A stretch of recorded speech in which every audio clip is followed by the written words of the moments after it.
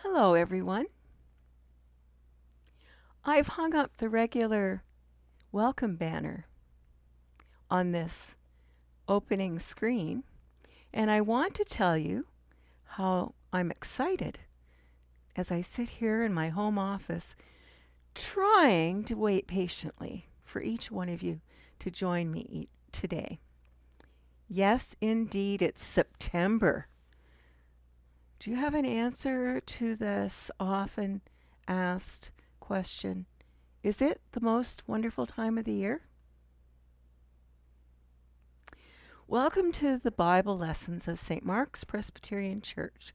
May God bless us and our learning time whenever we gather in this special place that we've created together over the last 16 months, live between us, on whatever day of the week you choose to watch this. This is lesson number 64.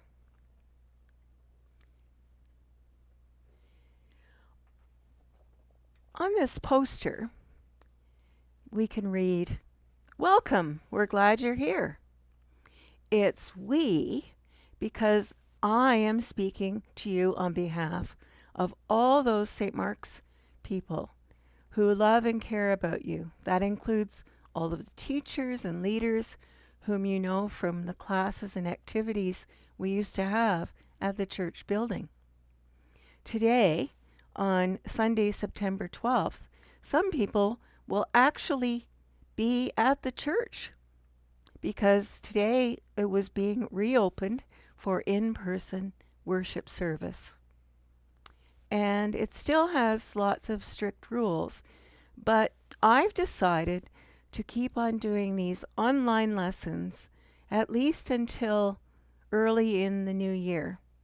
So I hope to see you and hear you, which I really would like, and that will happen early in the year 2022. The important thing is that everyone is healthy and staying well and safe. Let me repeat, we're glad you're here. During each lesson, you know that I always tell you about Jesus, and I'll do that again today. But after the song I introduced in the last lesson. The song is called "A Grain of Wheat," written and sung by Sherry Anderson from Brunswick Uniting Church in Melbourne, Australia. Last time we only listened and did not sing, but this time I'd like us to try to learn the refrain. Let me read the words to you before the music starts. Unless a grain of wheat falls to the ground, unless a grain of wheat dies to the world around, its shell will not be broken, or its heart reach for the sun.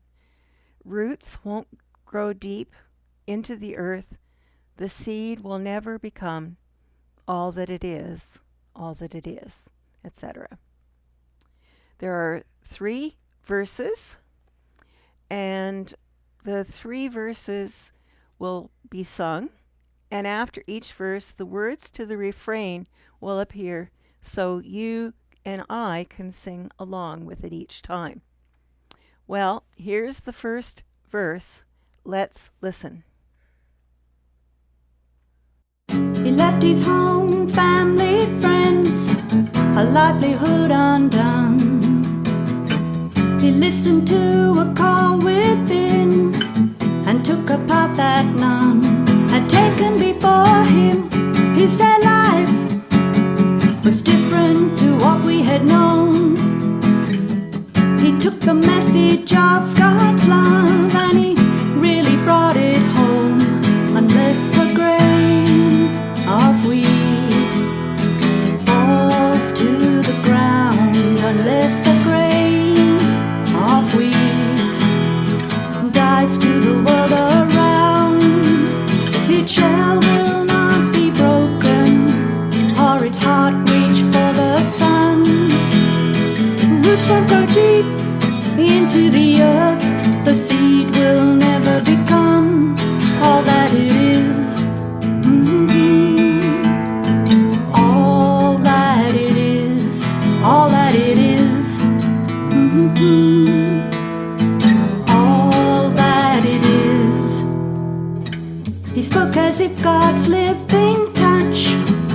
was right within his heart. His hands reach out to heal with love. This was just the start of a new world revival. He said we'd do greater than what he had done. He let the Spirit's power unfold, and he grew into God's Son. Unless a grain of wheat falls to the ground, unless a grain of wheat dies to the world around, its shell will not be broken, or its heart reach for the sun. Roots won't grow deep into the earth, the seed will never become all that it is. All that it is, all that it is. All that it is. He scared us with a love so bold, we nailed him to a tree. And as he let his body break, it was clear to see God flowing through him. He said this could happen for all who believed. A life empowered by love and truth is waiting as a seed. Unless a grain of wheat falls to the ground, unless a grain of wheat dies to the world around, its shell will not be broken, or its heart reach for the sun. Roots won't grow deep into the earth, the seed will never become all that it is. All that it is, all that it is. All that it is, all that it is.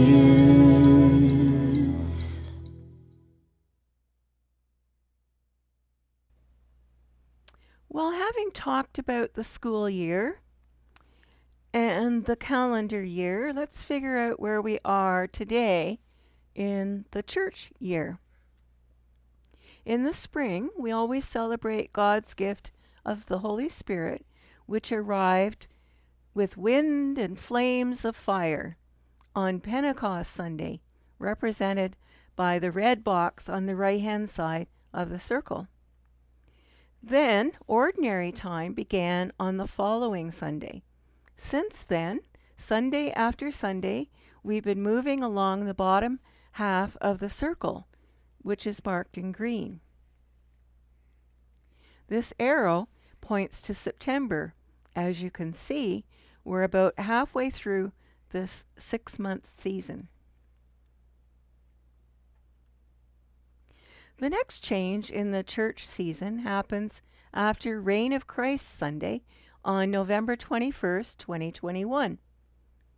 Advent will begin on Sunday, November 28th. Remember that because the seed was broken, it developed into all that it is. Therefore, Jesus continues to be with us in all times and in all places forever. We give thanks to God for this gift.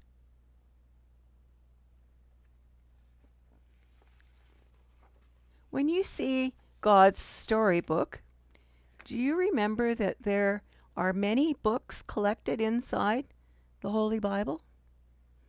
It's been a while since I've reviewed them with you. If each book were separated from the others and then taken and placed on a bookshelf, it might look something like this. On the first 3 shelves, you'd find the books originally written in the Hebrew language. Actually, I just noticed that on the 4th shelf, there's 2 of the Hebrew books that are there, Zechariah and Malachi. These Hebrew scriptures are sometimes referred to as the Old Testament books.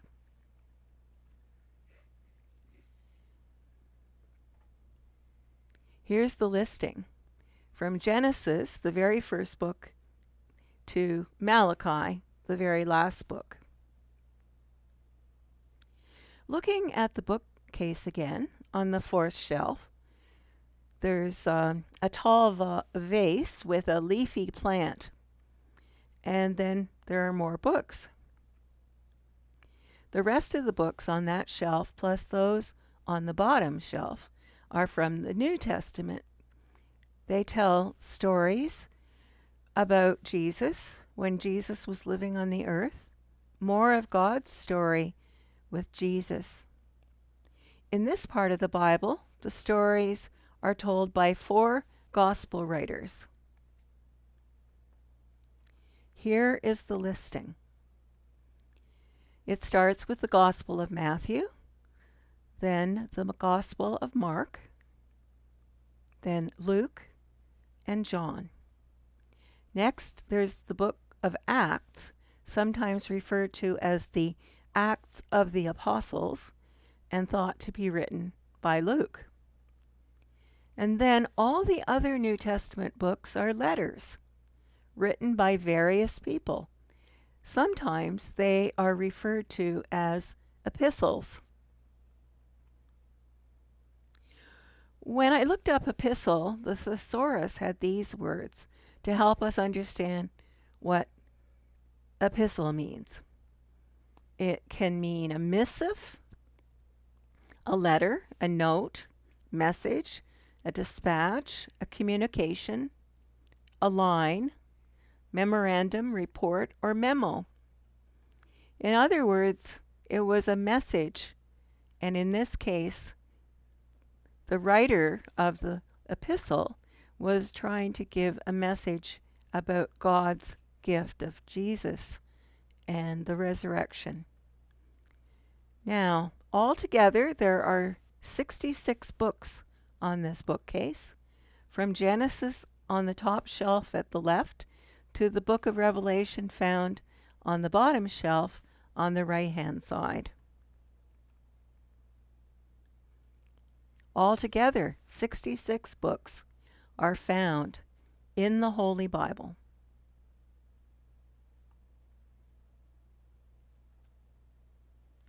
Last year, when we were studying the fruit of the Spirit, I told you the story of a man named Saul, who had been on a road going to the city of Damascus when a bright light blinded him and he heard the voice of Jesus. Saul became a Christian and he changed his name. Saul changed his name to Paul, which means small or humble, like a lowly servant. That's the first thing I want to tell you about Paul. There, I've checked it off. I have 4 more things to tell you about him. I'll check Paul's name off each time as I go along. He was born in Tarsus, in what is now known as Turkey, to a Jewish family.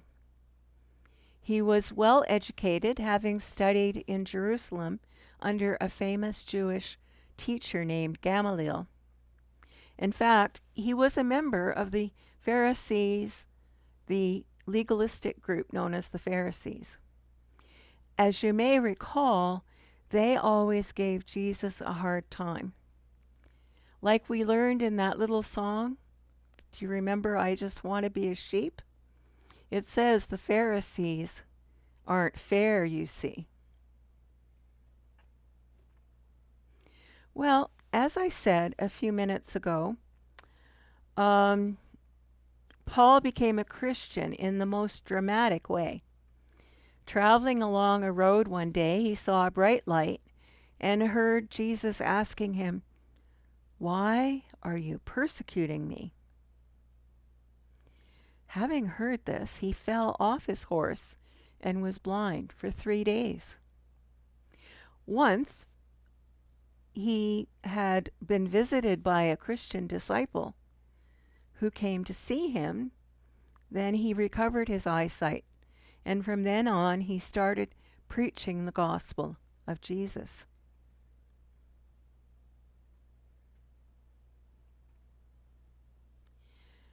Well, my next point is to tell you that as Saul, he had hated the Christians and had worked with others to try and find them, to put them in jail or worse.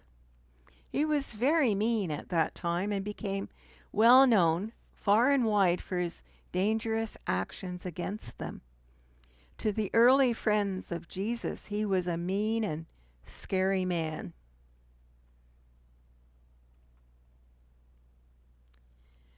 Paul traveled far and wide and wrote many, many letters to Christians in the new churches that he founded. You can imagine the Christians didn't trust him at first, but Paul did very well at teaching and preaching. He convinced everyone that he had really converted.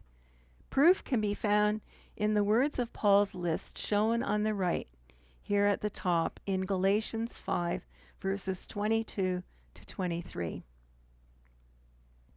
The fruit of the Spirit is love, joy, peace, patience, kindness, goodness, faithfulness, gentleness, and self-control.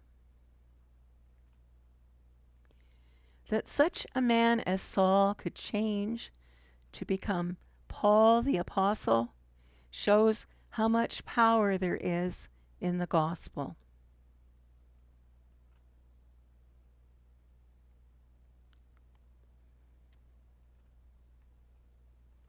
Today's Bible reading is from a letter that Paul wrote to the Christians in the churches of Rome.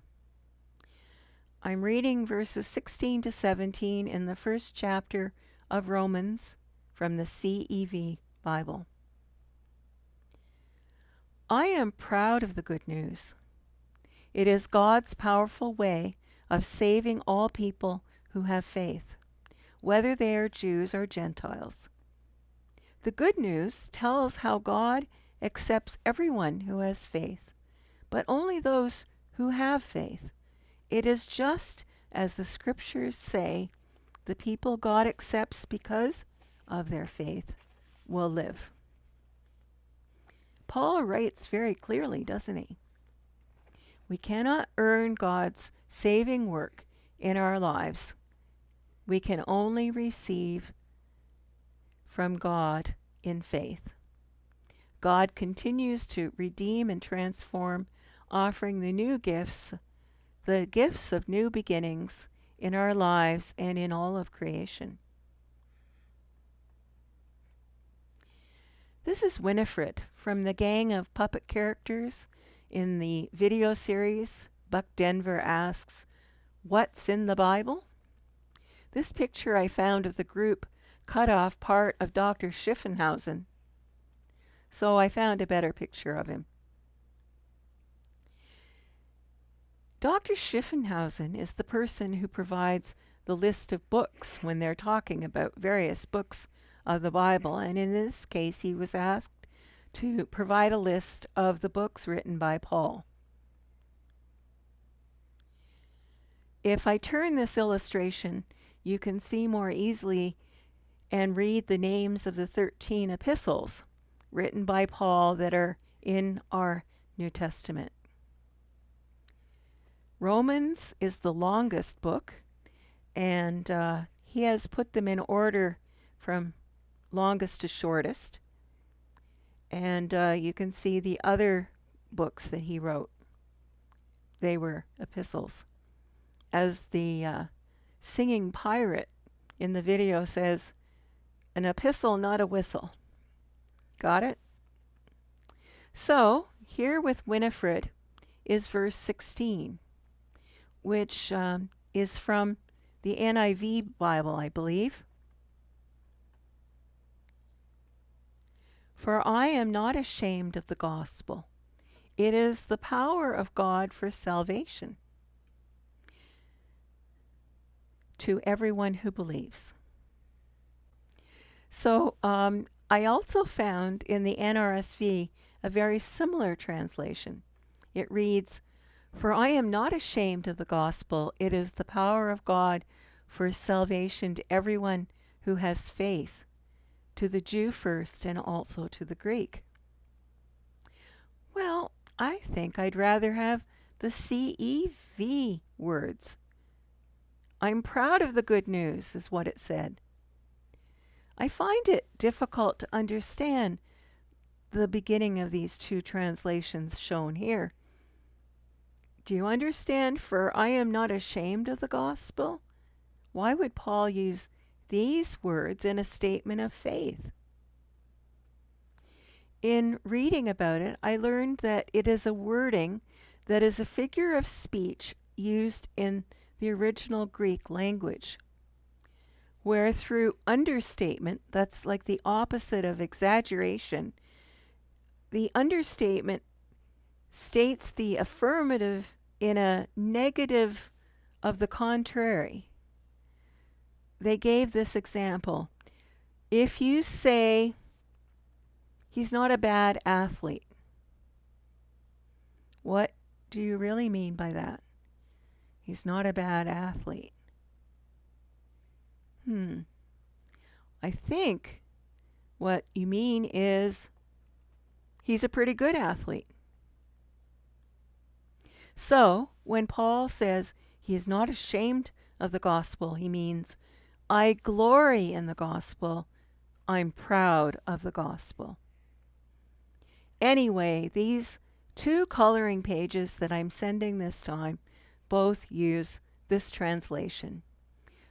"For I am not ashamed of the gospel of Christ, for it is the power of God to salvation for everyone who believes."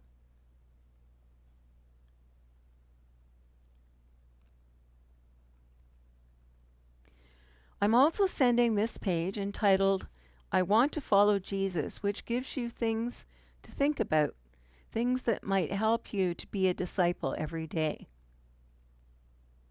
Also, here's a coloring page based on the video picture, which is shown here, and here's the coloring page showing Paul at a table writing one of those epistles.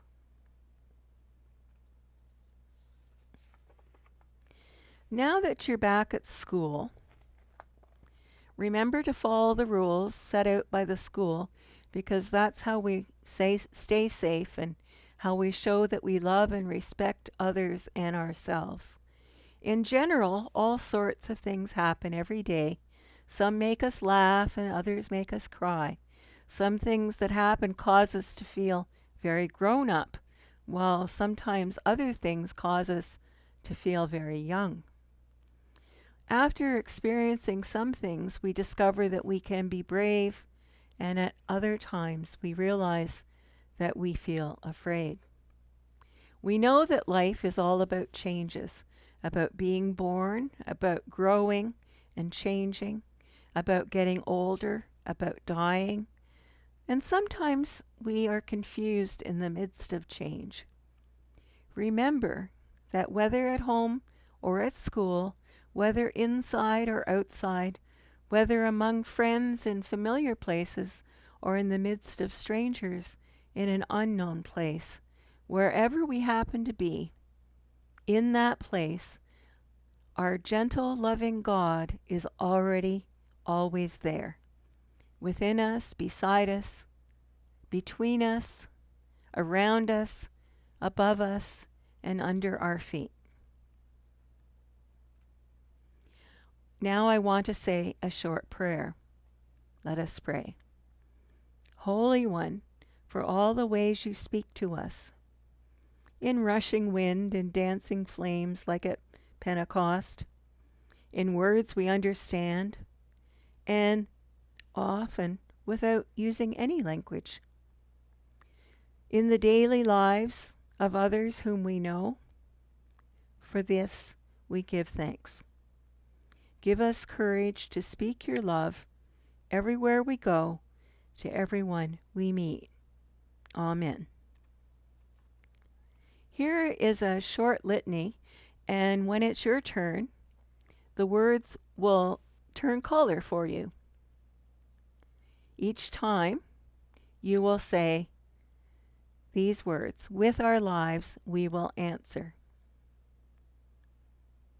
I will begin. God says it is not enough to hear. Now it is time to act.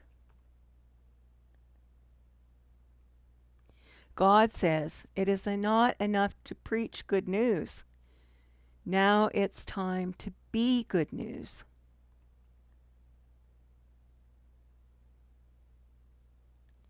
God says it's not enough to desire peace. Now is the time to make peace. God says it is not enough to lean on the rock. Now it's time to become a rock, a living stone for my kingdom. With our lives, we will answer.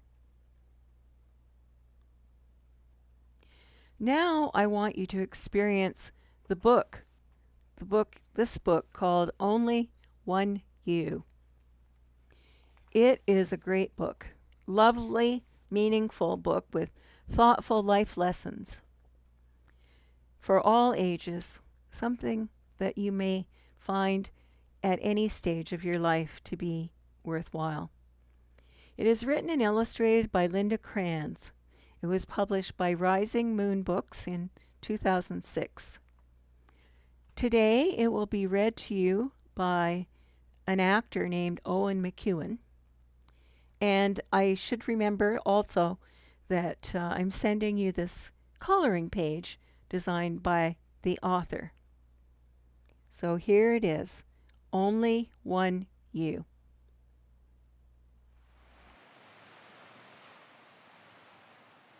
Only One You by Linda Kranz.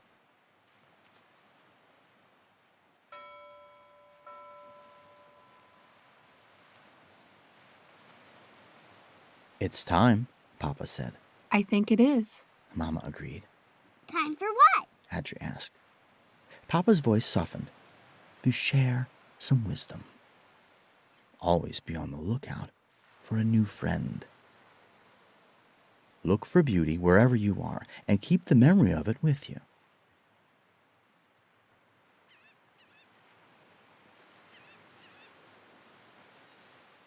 Blend in when you need to.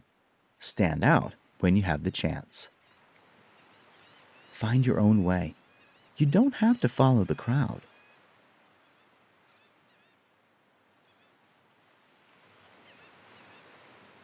Know when to speak.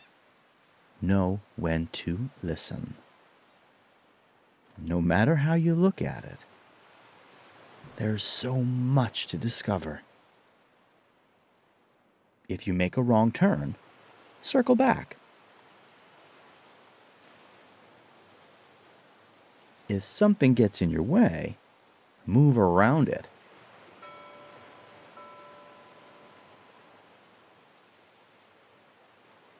Set aside some quiet time to relax and reflect every day. Appreciate art. It's all around you.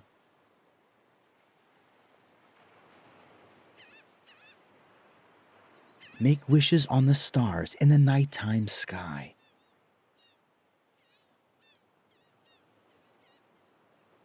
Thank you for listening. Mama said. We hope you will remember. Papa winked and whispered, We know this is a lot for you to think about. Adri did a backward somersault and smiled. He was excited to go out into the world with what he had just learned. Wait for me! He shouted to his friends. Before he swam away, he turned back to his parents and said, I will remember! Mama kissed Adri on the top of his head. There's only one you in this great big world, She said. Make it a better place!